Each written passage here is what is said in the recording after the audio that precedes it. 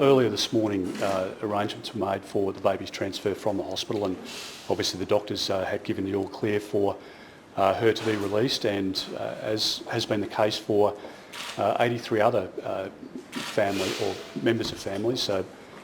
including women and children obviously, and that's been the continued practice. So I know there's a lot of propaganda around at the moment being spread by advocates about what the government's position might be. I've said to you before, I want to be the minister that gets children out of detention, and I want to make sure that we can continue to stop the boats. So there are, of the people that have come from Nauru to Australia, 83 have moved from detention out into community detention, and this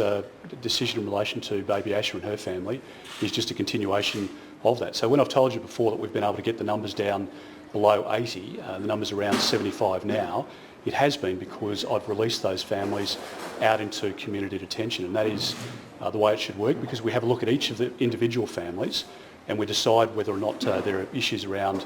domestic violence, whether there are allegations against a father or a brother, for example, within the family,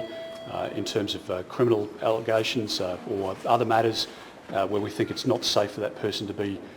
in the Australian community, then they stay in detention. But for others, obviously it means that they move into community detention. So it's a continuation of that policy. What happens then is that when legal matters are resolved and the medical matters are resolved, people will return to Nauru. That's the case for this family, it's the case for the other 83, and it's the case for those people that we'll consider prospectively as well.